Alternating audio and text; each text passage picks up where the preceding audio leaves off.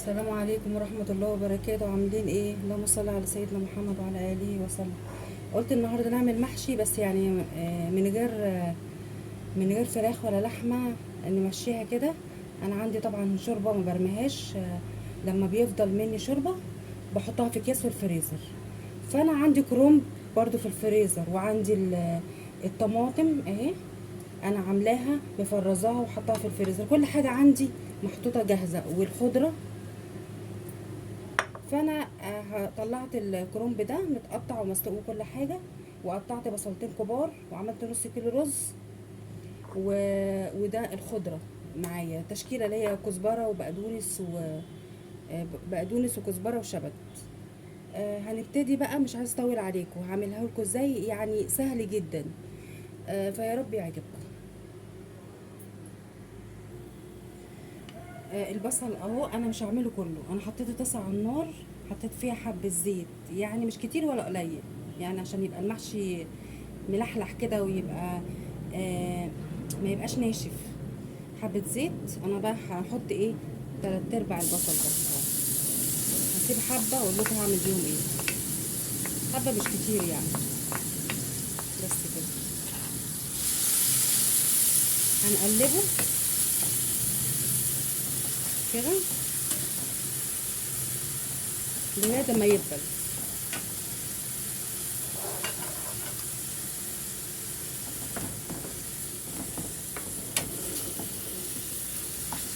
نقلبه لغايه ما يبقى مش يحمر، يدبل. ليه بقى؟ علشان ما يبقاش محشي تقيل، كأني نيف ني، يبقى محشي نيف ني. هو بس ريحته تطلع، البصل لما بيتحط على النار بيبقى ريحته احلى من ما تحطيه على الرز والطماطم كلهم مع بعض. لا، ده بيعمل له ريحه حلوه التقليبه دي.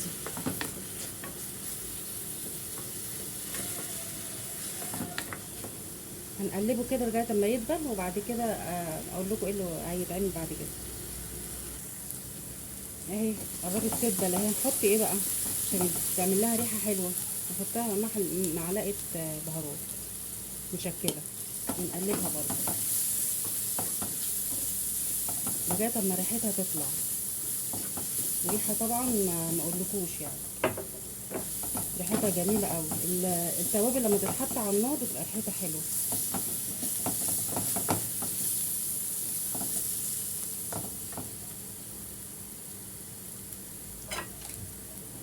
هنحط بقى الخضره دي.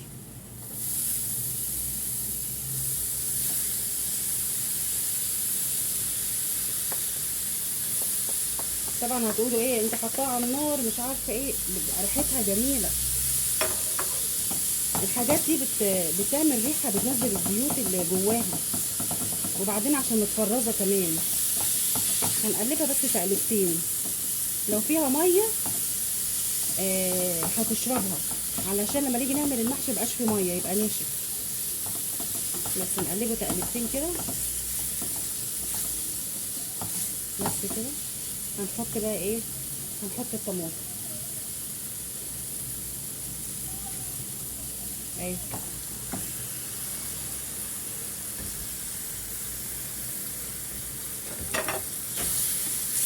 ونحط بقيه بقى التوابل بتاعتنا. هنحط مرقه دجاج، وهنحط الملح، بس يعني ما نكترش قوي، عشان البصله اللي انا حطيتها على جنب هوريكم انا هعمل بيها ايه. بس هنسيبها بقى لغايه اما تفك. بس زي ما انتم شايفين معايا، انا حطيت مرقه دجاج وحطيت فلفل اسود، قلت ما اقلبهاش غير لما تشوفوها. وحطيت حبه بهارات وحبه ملح صغيرين، عشان انا كنت حاطه ملح مع البصل. هحط حبه شطه، الشطه بتخليها طعمها جميل. بس ونقلبها مع بعض، ونسيبها بقى ايه، تعمل مع بعضيها، تقلب مع بعضيها وتفك مع بعضيها. بس اهي الطاسه، الصلصه في الطاسه اهي. قعدت اقلب فيها لغايه لما فكت خالص الصلصه، وريحتها بقى ما اقولكوش. احط بقى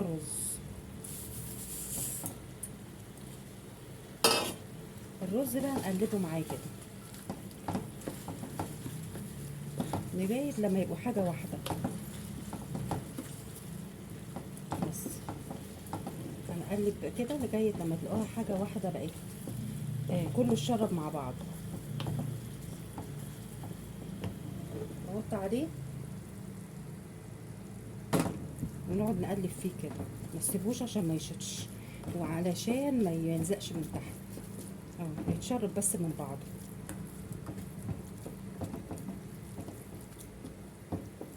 كده اهو. انا بقى ايه هعمل ايه؟ طبعا في حبه بصل اهو اللي انا كنت مخليهم على جنب، حطيت فلفل اسود معلقه، وحطيت بهارات، وحطيت حته توم اهي.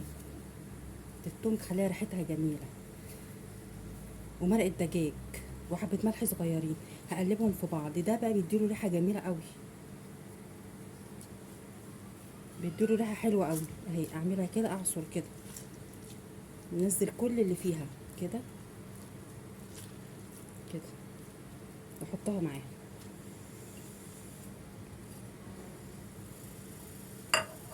واقلبها بقى مع بعض، بس تقلبتين وخلاص.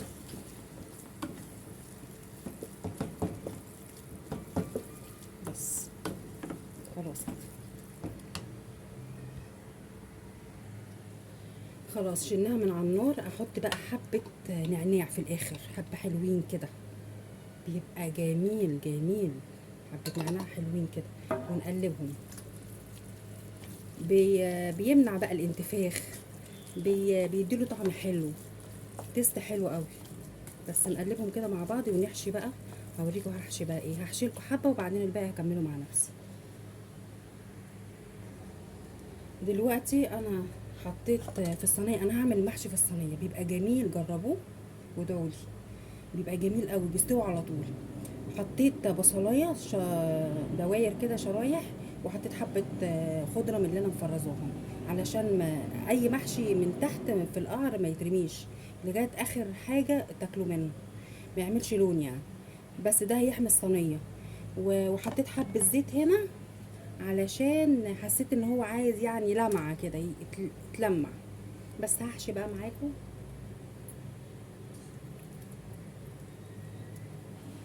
محطش كتير،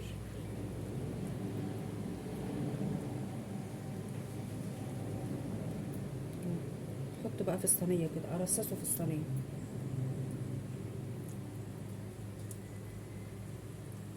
اهي. ممكن ندوس عليها شويه كده، تمسك تمسك ايه، تمسك في بعضيها عشان ما تفكش. بس بس مش هتاخد اي حاجه اهي. هعمل لكم واحده كمان وبعدين انا هعمل ايه، مش عايز اطول عليكم. اعملوه كده وجربوه وشوفوا ايه رايكم.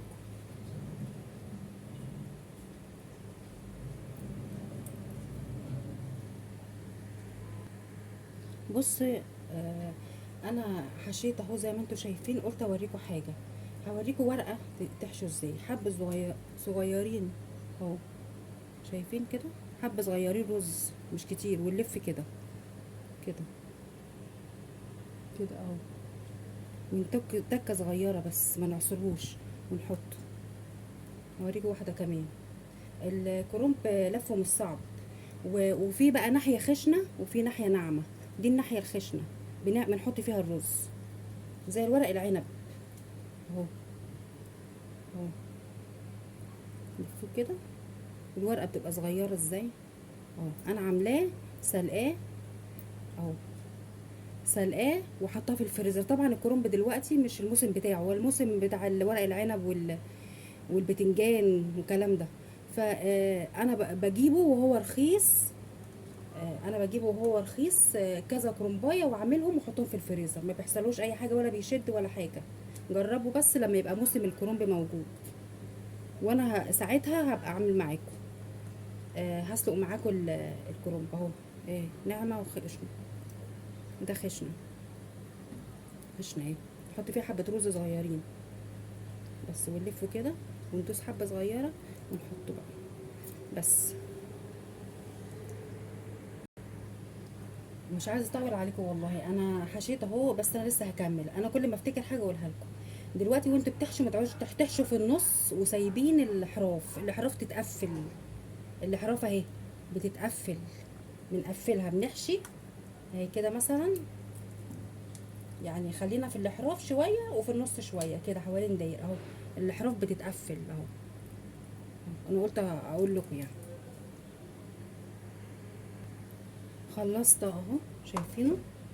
الحروف دي كلها تتقفل، ما تبقاش مكببه. في ناس بيعملوا مكببه ويسيبوها كده الاحراف تغلي وديا تبقى نيه، لا. هو كده الكرنب خلص. طبعا فاض رز اهو. الرز طبعا مش هرميه، شايفين الرز؟ انا مش منغنغ ولا مثلا صايص ولا حاجه، لا هو مش شبع مع بعض. ده هحطه في علبه في التلاجة، ما احطوش في الفريزر. ليه بقى؟ في الفريزر انا جربت بيحتحت، تيجوا تسووه او تحشوا بيه تلاقوه محتحت متكسر. لا، يتحط في علبة مقفولة في التلاجة وتعملوا بيه محشي تاني، تسووه كده من غير حاجة. ليه كذا حاجة يعني، ليه كذا طريقة. فانا هسوي المحشي معاكم دلوقتي اهو. عملت اهو، هسويه معاكم. قلت اوريكم كيس الشوربة. كيس الشوربة اهو. لما يبقى عندي اي حاجة سلقاها، لحمة، فراخ، بط، اي حاجة، بحط اللي فاضل ما بيترميش، بيتحط في اكياس صغيرة وبحطها في الفريزر. بتنفع بقى المحشي، بتنفع لمكرونة محمرة، لأي حاجة انت عايزة تعمليها. فانا هحطها على النار دلوقتي تغلي، وبعدين احط اسقي بيها المحشي. الشوربه غليت زي ما انتم شايفين اهو. ودقتها لقيتها كانت عايزه مرقه دجاج وملح وكده، عملتها يعني خليتها ايه مظبوطه. هشيلها بقى كده واحط المحشي على النار اهو كده. طبعا هو مظبط كل حاجه. فانا هحط بقى الشوربه، نسقيه بقى بالشوربه كده. الشوربه دي باين عليها بتاعت كانت بتاعت البط، حاجه زي كده. انا بحطهم بقى اي شوربه تفضل منه. انا بقى مش عايزه اعمل حاجه، انا عايزه يعني يوم ويعدي والدنيا تبقى حلوه. فبعمل بقى الاكياس دي. بتنفعني لاي حاجه. بس ايه بقى كده. بسم الله الرحمن الرحيم.